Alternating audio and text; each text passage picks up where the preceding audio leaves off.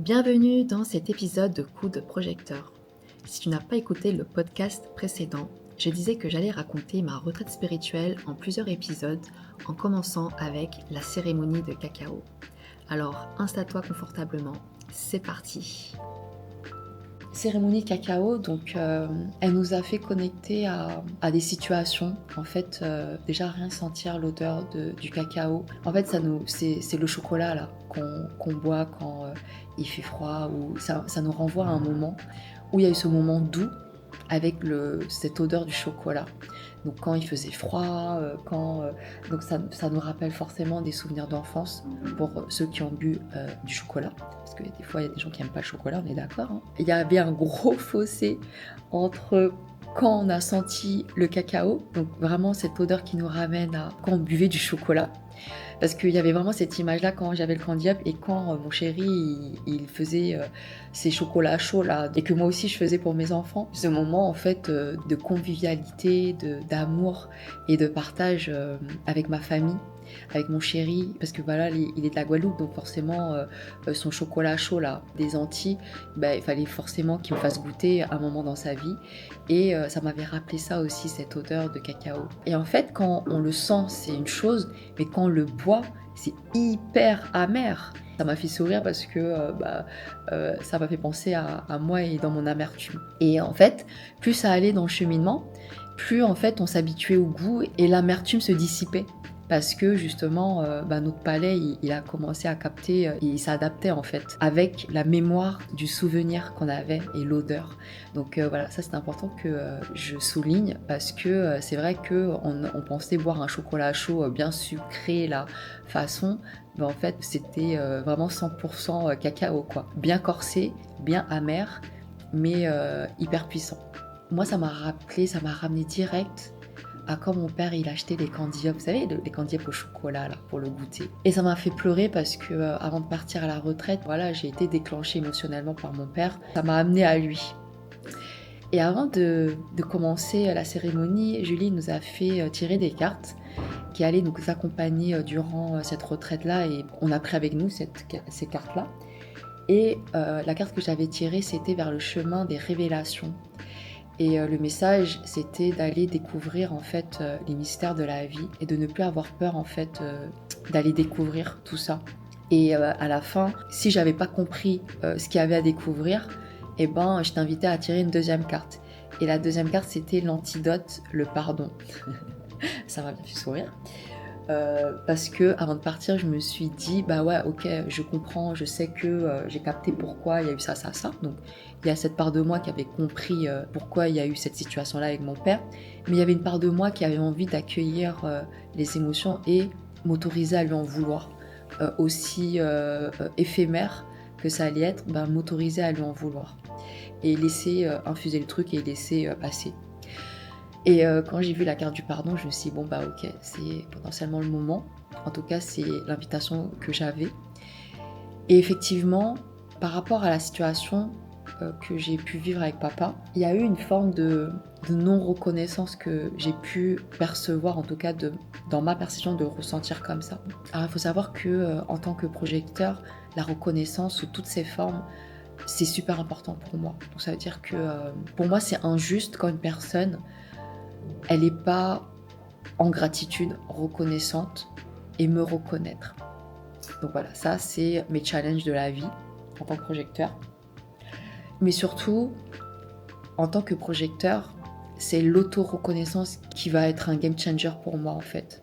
Parce que autant on attend la reconnaissance chez l'autre et c'est ok, c'est humain, mais on sera dans l'attente et forcément dans la déception parce que la reconnaissance que l'autre aura vis-à-vis de nous sera pas comme nous on la voit, et ça va amener forcément à l'amertume, le non-soi du projecteur. Et dans le non-soi du projecteur, il y a forcément de la colère.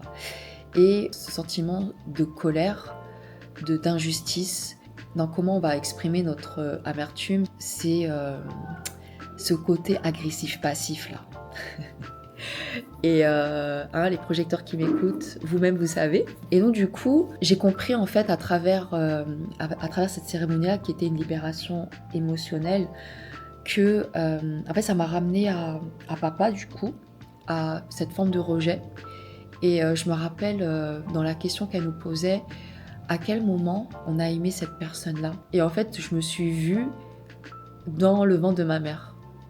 Même pas, je crois que c'était à la naissance, quand j'étais bébé, quand je suis venue au monde. Et je me suis rappelée, enfin c'est bizarre, hein, je me suis rappelée de ce moment-là où moi j'ai aimé mon père en fait. J'ai aimé mon père quand potentiellement lui il m'a rejeté inconsciemment parce que il voulait avoir un garçon.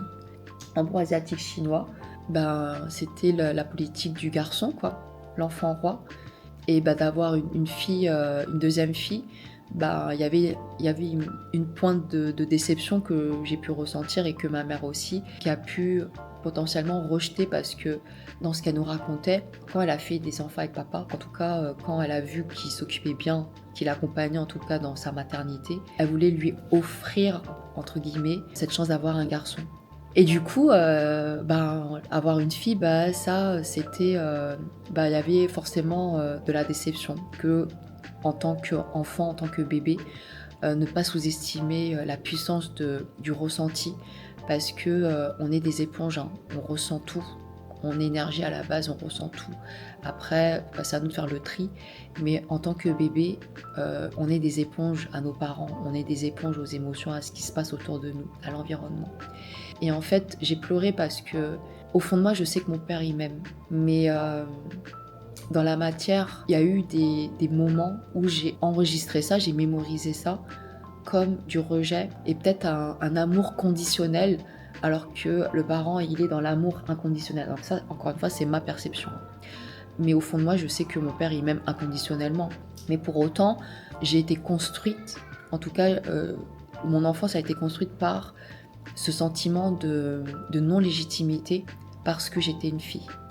Donc ça, je le dépose là parce que ça fera sens par rapport à un autre soin que j'ai pu avoir dans le cheminement de la retraite. Et du coup, je prends conscience que mes rapports avec les hommes, quelles qu'elles soient, que ce soit amicales, que ce soit sentimentales, professionnelles, à chaque fois quand j'ai pu ressentir du rejet, de la non-considération, c'est venu me chercher. Parce que moi, à partir du moment quand je considérais cet homme, ça pouvait me renvoyer à un rejet de l'autre et c'était douloureux pour moi parce que c'était pas possible en fait. À partir du moment où moi je te considérais, il y avait de l'amour et parce que je m'autorisais à te considérer, parce qu'il y avait de l'amour en face, sous toutes ses formes, c'était très dur pour moi de vivre le rejet. Et je le vivais comme une non-considération. Et j'ai compris à travers cette cérémonie de cacao que c'était une opportunité pour moi. Parce que c'était une forme d'amour qu'on m'accordait, une opportunité pour moi de m'auto-reconnaître. Parce qu'encore une fois, le projecteur, à partir du moment où il s'auto-reconnaît, c'est là où il est magnétique, c'est là où il va être reconnu par les autres énergétiquement. Et c'est là où il va être invité à montrer son expertise, à être dans sa zone de génie. Et quand j'ai compris ça m'a fait pleurer parce que je me suis dit, ouais, en fait, ces personnes-là, elles sont pas là pour me faire du mal. Elles sont là pour m'aider. Si moi, je vois l'opportunité dans cette situation, que c'était pour m'aider et pas pour m'enfoncer. Et avec ça, il y avait mon chéri qui est apparu.